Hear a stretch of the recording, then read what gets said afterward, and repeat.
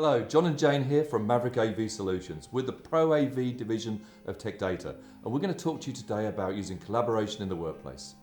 So we use virtual meetings every day of our lives, and we just want to share with you what we've learnt, some of the best practices and some hints and tips for being a remote participant in a meeting.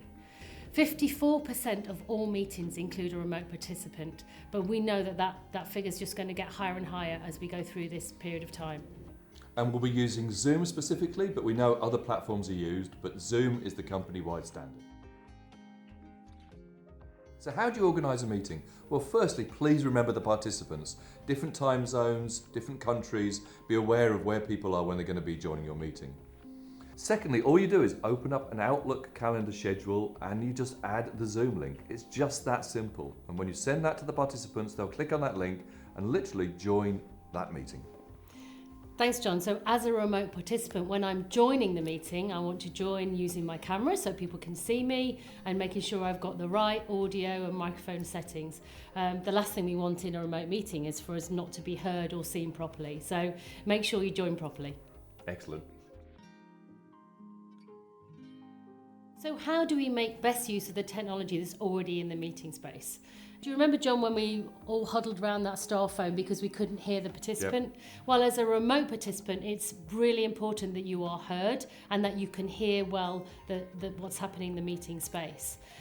There's also functionality within platforms such as Zoom of using whiteboard, which is really important when you're brainstorming or ideation, so the remote participant is equally as engaged into that meeting as the in-room participants. That's a really good point. When you look at the functionality of Zoom, you can do lots of things to really make the user participation experience so much better. You can poll to ask questions. You can use chat to ingest information and get people involved in the meeting. And you can also remember to record and get transcripts of that recording so you can send the meeting out afterwards and people can review the meeting and check understanding. So you're a remote participant and you want to look professional during the call. How do you do that? Well, dress as if you normally would work at any time. Just because you're working from your dining room or your bedroom, don't be dressed in your PJs. Also, think about the lighting. If you've got lighting from behind, you're just going to appear as a silhouette in the front, so that's not going to look great either. On platforms such as Zoom, you can actually totally take out of the background completely. You can blur it. I'm not the background. On blur. Thank you. One of the other things is think about your camera shot. The biggest mistake people make is they put a low down PC and that just has a terrible picture of you and it's not flattering at all. So what you should use is something like the Logitech Brio, which is a fantastic camera. And you can mount that high and eye level, so it's a great picture. If you haven't got something like the Brio, just raise your laptop up to eye height. That makes such a big difference in terms of your look.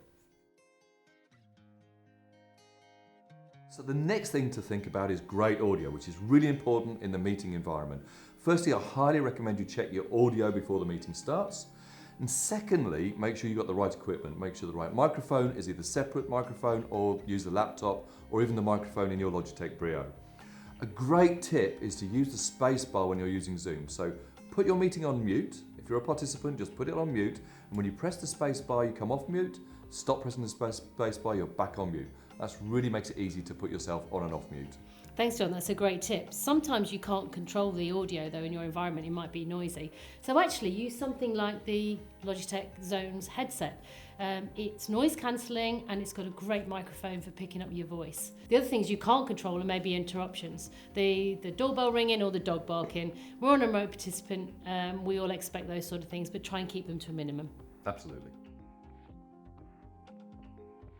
So what if we have to deliver a message to lots of people? So we call that a broadcast call. Just use your normal Zoom platform. We can have up to 100 participants on there, but remember, everybody can speak and feed back to you. The other option you have for larger numbers is to use a webinar license. That can allow you to talk to up to 10,000 people. They can't talk back, but you can broadcast a message to many people. They can actually communicate to you via chat. And that means what I would recommend highly for both Jane's meeting and the one I'm talking about is get somebody to help you moderate in either of those scenarios. That enables you to focus on delivering a great meeting. So let's finish off, Jane, by looking at our top tips on how to make video conferencing calls really good. Firstly, make sure you mute when you're not talking and use that space bar. It's a really great way of muting and unmuting yourself. Make sure the camera height is absolutely spot on. It needs to be eye level to make you look great. check into meetings early. There's nothing worse than being late. And I always have a fallback. My final one is have a fallback just in case that video conference goes down due to networks. Have the dial-in number available. Nothing worse than trying to find that dial-in number. So that's my 4 top tips. Excellent, thank you. So for me, it's actually dress appropriately, dress as if we were going to be at work. If you're having a collaborative meeting, make sure you use the technology such as whiteboard so you can actually ideate together.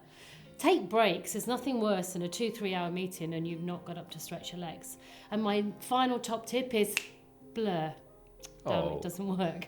Blur, don't forget to blur your background. Stops any distractions. Great. Thank you very much for listening. Look forward to sharing more ideas on video conferencing with you at another time.